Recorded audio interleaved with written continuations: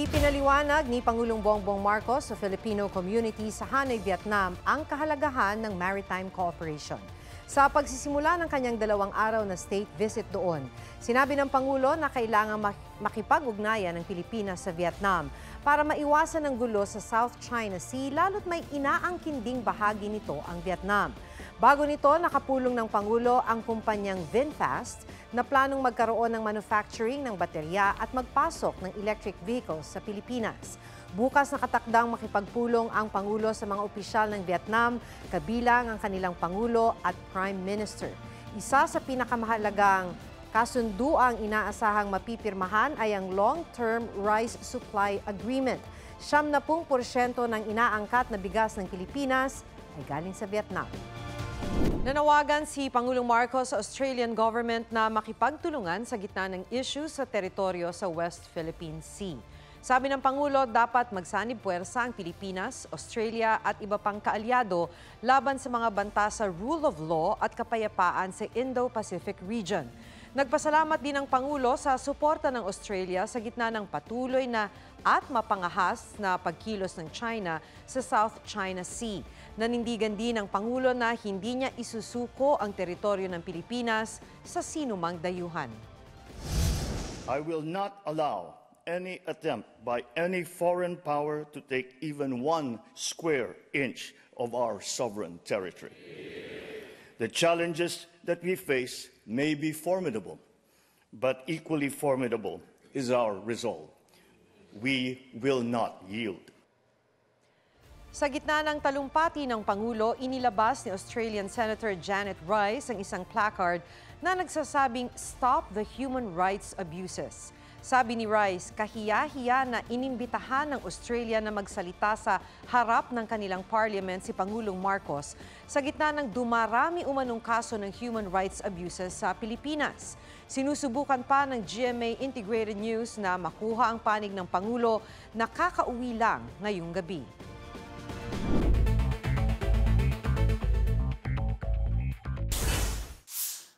Pangulong Bongbong Marcos nakipagkita sa Filipino community sa Melbourne, Australia. Bago nito, dumalo ang Pangulo sa forum ng think tank na Lowy Institute. Git ng Pangulo, hindi niya polisiya na magpalit ng posisyon sa pagharap sa China. Itinataguyod lang daw niya ang territorial integrity ng Pilipinas, pero hindi raw sunod-sunuran ng Pilipinas sa kagustuhan ng Amerika. Sa isang business forum, hinikayat ng Pangulo ang mga negosyante mula sa Australia na mamuhunan sa Pilipinas.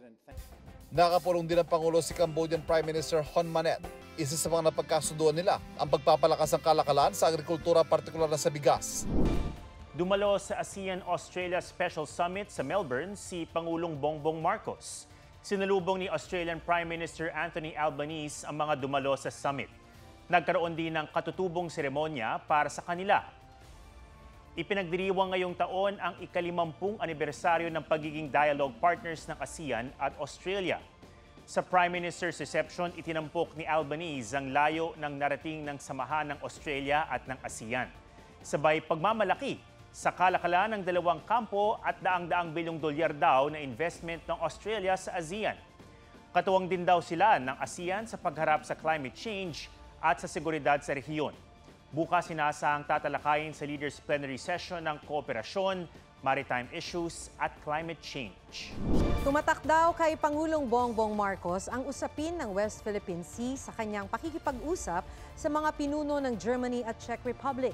Sabi ng Pangulo, magandang marinig mula mismo sa dalawang leader hindi lang ang kanilang suporta, kundi pati ang kanilang saloobin sa issue.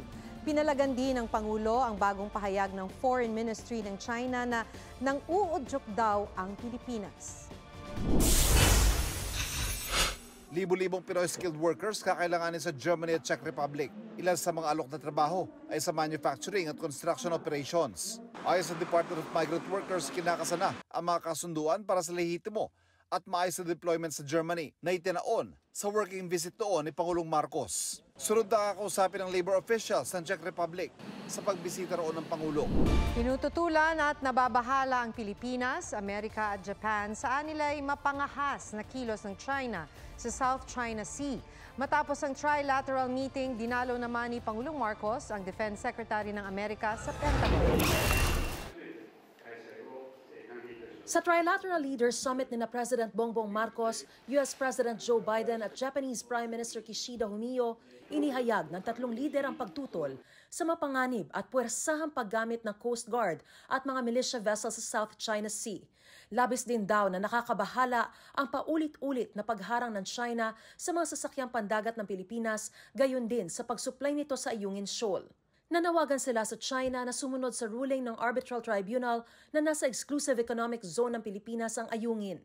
As I said before, any attack on Philippine aircraft, vessels, or armed forces in the South China Sea would invoke our Mutual Defense Treaty.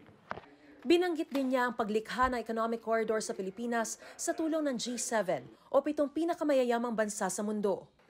It means more jobs for people across the entire region. It means more investment in sectors critical to our future: clean energy, ports, railroads, agriculture, and much more. Habang si Pangulong Marcos nagpasalamat sa $1 billion private sector investment ng Amerika sa Pilipinas at sa official development assistance ng Japan at mga pribadong sektor nito na lagpas 600 billion yen. We seek to identify ways of growing our economies and making them more resilient, climate-proofing our cities and our societies, sustaining our development progress, and forging a peaceful world for the next generation. Pagsasama-sama ng mga bansang pareho ang layo naman ang idiniin ng Japanese leader. To secure peace and prosperity in the Indo-Pacific, I hope to reaffirm our intention to further strengthen trilateral cooperation and to present the specific way forward through today's meeting. Tunay na makasaysayan at napakahalaga ng Trilateral Leaders Summit na ito. Hindi lang dahil sa kauna-unahang pagkakataon ay nagsama-sama ang tatlong tinaguriang Indo-Pacific Maritime Democracies, kundi dahil ito ang magtatakda sa kinabukasan at patutunguhan ng ating rehiyon. Isang malaya, bukas, mapayapa at maunlad na Indo-Pacific region na patuloy na magsusulong sa freedom of navigation at sumusunod sa rule of law. Bago naman ang summit ay hiwalay na nakapulong ni Pangulong Marcos si President Biden kung saan binigyan diin na ni Biden na prioridad ng Amerika ang bilateral relations nito sa Pilipinas.